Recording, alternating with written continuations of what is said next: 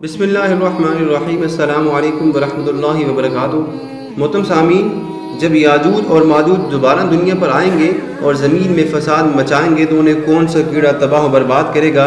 یہ قیامت کی نشانیوں میں سے ایک بڑی نشانی ہے کہ یاجوج اور ماجوج کا کھل جانا بھی ہے، اور یہ سب احادیث سے اور قرآن مجید سے بھی ثابت ہے۔ اگر آپ اس کو دیکھنا چاہتی ہیں تو قرآن مجید میں پارہ نمبر 16 میں حضرت ذوالقرنین علیہ السلام کی قوم کا جو واقعہ ملتا ہے ہمیں، وہ یاجوج اور ماجوج سے متعلق ہی ہے۔ پارہ نمبر 16 رکوع نمبر 2 میں یہ واقعہ آپ کو تفصیل کے ساتھ مل جائے گا۔ یہ قوم دنیا بھر میں قتل و غارت کا بازار گرم کرے گی۔ اللہ تبارک و تعالیٰ نے اپنے ایک نیک بندے ذوالقرنین بادشاہ کے ذریعے اس قوم کا سدباب کیا، جس نے لوگوں کو ان کی قتل و غارت گری سے بچانے کے لیے دھات کی ایک دیوار قائم کر دی، جس کے باعث یاجوج اور ماجوج کے حملوں سے لوگ محفوظ ہو گئے۔ قرب قیامت کی بڑی نشانیوں میں سے ایک نشانی یاجوج اور ماجوج کا اس دیوار کو توڑ کر دنیا میں دوبارہ آنا بھی ہے۔ یاجوج اور ماجوج جب دنیا پر حملہ آور ہوں گے تو زمین کا کوئی حصہ ایسا نہ ہوگا جہاں ان کی کارستانیاں اور مظالم نہ ہوں گے۔ اس وقت ان کی تعداد انسانیت کے مقابلے میں 1.10% کے تناسب سے ہوگی، یعنی ایک آدمی کے مقابلے میں 10 یاجوج اور ماجوج ہوں گے۔ یاجوج اور ماجوج حضرت امام مہدی علیہ السلام اور حضرت عیسیٰ علیہ السلام کے نزول کے بعد، قتل دجال کے بعد خروج کریں گے اور دنیا کو قتل و غارت گری سے بھر دیں گے۔ اس موقع پر اللہ تبارک و تعالیٰ حضرت عیسیٰ علیہ السلام کو حکم دیں گے کہ وہ مسلمانوں کو لے کر کوہ طور پہاڑ پر چلے جائیں۔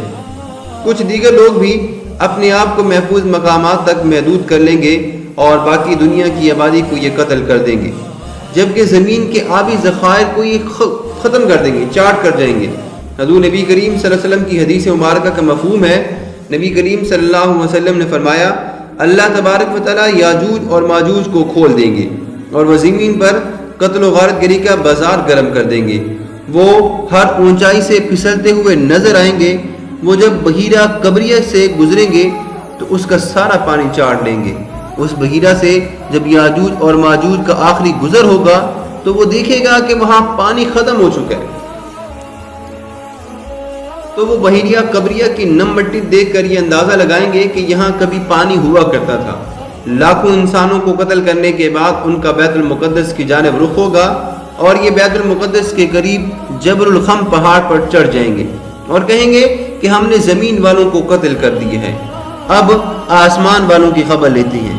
یہ کہہ کر وہ تیر آسمان کی طرف پھینکیں گے اور وہ تیر خون آلود ہو کر ان کی طرف واپس آئیں گے، اور یہ چیز ان کی آزمائش کے لیے ہوگی تاکہ وہ یہ سمجھیں کہ ہم نے آسمان والوں کا بھی یہی خاتمہ کیا ہے۔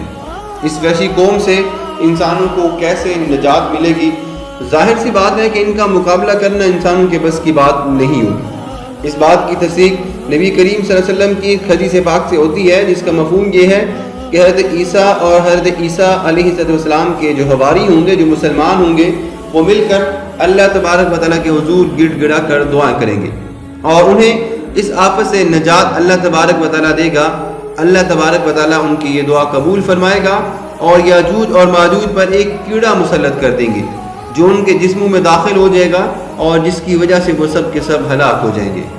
پھر زمین پر ایک بارش جگہ بھی ان کی لاشوں سے خالی نہیں ہوگی۔ اب سوال یہ بھی پیدا ہوتا ہے کہ وہ کون سا ایسا کیڑا ہے جو یاجوج اور ماجوج پر مسلط کر دیا جائے گا؟ تو اس کا جواب ہمیں فرمان نبی صلی اللہ علیہ وسلم میں ملتا ہے۔ آپ صلی اللہ علیہ وسلم کا مفہوم ہے حدیث مبارکہ کا کہ اللہ تعالیٰ یاجوج اور ماجوج پر نغف نامی ایک کیڑا بھیجے گا۔ اس کیڑے کو اگر ہم دیکھیں تو انگریزی زبان میں اس کا بڑا عجیب سا نام ہے، میسیسیا، جو زندہ جسام سے غذا حاصل کر کے خود زندہ رہتا ہے۔ یہ مال مویشیوں کے لیے انتہائی خطرناک سمجھا جاتا ہے، جو کہ پورے کے پورے باڑ کو ہی نگل جاتا ہے۔ مائسس نامی یہ پرندہ صرف آسٹریلیا میں پایا جاتا ہے اور اس کیڑے کی وجہ سے $170 ملین کا نقصان سالانہ کیا جاتا ہے۔ مختلف ممالک میں اس کیڑے کی انسانوں کو جو حص لگ جاتی ہے، جو انسانوں کو بھی یہ لگ جاتی ہیں، اس کی رپورٹ جو ملتی ہیں، ان کی بدولت یہ کیڑا مریضوں کی آنکھ، کان، ناک اور منہ سے نکالا گیا ہے۔ بہرحال اللہ تبارک و تعالیٰ اسی کیڑے کی بدولت یاجوج اور ماجوج کو ختم کریں گے اور یہی کیڑا یاجوج اور ماجوج کی موت کا سبب بنے گا۔